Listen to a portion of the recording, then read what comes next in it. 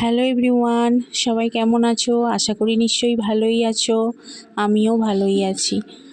দেখো, আজকেও বাজার থেকে পাবদা মাছ এনেছে। মাছটা খুব ফ্রেশ ছিল, ডিম ছিল পেটে। আর পাবদা মাছের ডিম কার কার ভালো লাগে বলো? আমার তো বেশ ভালোই লাগে। আমাকে কমেন্টে জানিও তোমাদের কেমন লাগে। দেখো, মাছগুলো ভেজে নিলাম, দিয়ে ওই তেলেতেই একটু তেল ছিল, একটু কালো জিরে ফোড়ন দিয়ে দিয়েছি। আজকে করব অন্য রকমভাবে। আজকে পেটটা ঠিক ভালো নয় ছেলে, সেই জন্য আজকে সর্ষেটা দিলাম না। আজকে একটু আদা আর পোস্ত দিয়ে করছি, আর একটু হলুদ গুঁড়ো দিয়ে দিলাম, একটু কাঁচা লঙ্কা বেটে দিয়েছিলাম একই সাথে দিয়ে। এবার দেখো মশলাটা কষিয়ে নিলাম লবণ হলুদ দিয়ে। আর এইদিকে দেখো মশলাটা যেন কম লাগছে, আর একটু মশলা আমি অ্যাড করব, দিয়ে একটু ভালোভাবে কষিয়ে নেব মশলাটা। পাবদা মাছ তোমরা কীরমভাবে রান্না করো আমাকে জানিও কমেন্টে, আর কি দিলে ভালো লাগে। চলো, এবার আমার কষানো হয়ে গেছে, এবার জল দিয়ে দেবো। দিয়ে দেখো জল দিয়ে একটু কাঁচা লঙ্কা অ্যাড করে দিয়েছি, ফাটিয়ে দিয়েছি। বেটে দিয়েছিলাম দুটো, আবার দুটো ফাটিয়ে দিলাম। আর দেখো আমার ফুটে উঠলেই আমি এবার মাছটা দিয়ে দেবো, দিয়ে একটু ভালোভাবে শুকিয়ে নেবো মাছটা। শুকনো শুকনো করে নামাবো, খুব ঝোল রাখবো না। আর এদিকে দেখো আজকে বানাবো, আর আজকে শুক্তো রান্না করব, সেই জন্য আজকে আর মাছটা ঝোল ঝোল রাখবো না। আর দেখো আমার মাছটা ফুটে উঠলেই এবার নামিয়ে নেবো। দেখো এইদিকে ফুটতে থাকো। আর এবার তোমাদের বাড়িতে কি রান্না হচ্ছে আমাকে কমেন্টে জানিও, আর কীভাবে করলে পাবদা মাছ ভালো লাগে আমাকে কমেন্টে জানিও। চলো এবার নামিয়ে নেবো। এবার কড়াইটা পরিষ্কার করে নেবো, নিয়ে এদিকে এবার সর্ষের তেল দিয়ে দিলাম, দিয়ে এবার বড়িটা ভেজে নেবো। বাড়ির বড়ি শেষ হয়ে গেছে, বাড়ির তৈরি মা বানিয়েছিল, সেই বড়ি শেষ হয়ে গেছে।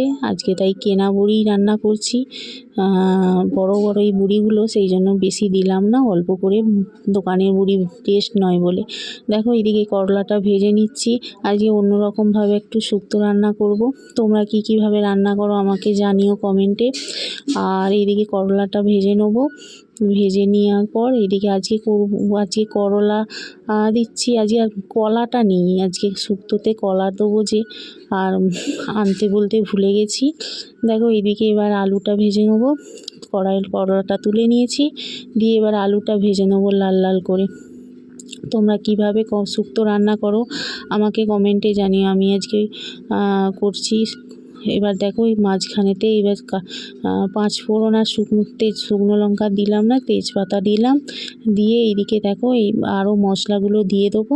দিয়ে এবার আদা জিরে একসাথে, পোস্ত যেটা পেস্ট করা ছিল আর ওইটাই একসাথে দিয়ে দিলাম। দিয়ে এবার মশলাটা ভালোভাবে কষিয়ে নেবো। দিয়ে এইদিকে সজনে ডাঁটা, বেগুন আর গাজর ছিল, ওই গাজরটাই এটা দিয়েই আজকে শুক্তোটা রান্না করব।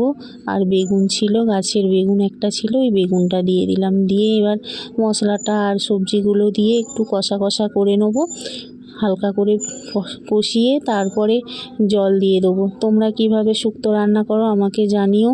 আমি যেরমভাবে করি সিম্পলভাবে সেইটাই দেখালাম, আর তোমরা কীভাবে করো আমাকে জানিও আর কমেন্টে। দেখো এবার জল দিয়ে দেবো। এবার ঢাকা চাপা দিয়ে সেদ্ধ করে নেবো, বেশিক্ষণ নয়, 5-10 মিনিট সেদ্ধ করে নিলেই আমার রেডি হয়ে যাবে। এবার বড়িটা দিয়ে দিলাম মাঝখানে, দিয়ে এবার ঘি দিয়ে নামিয়ে নেবো।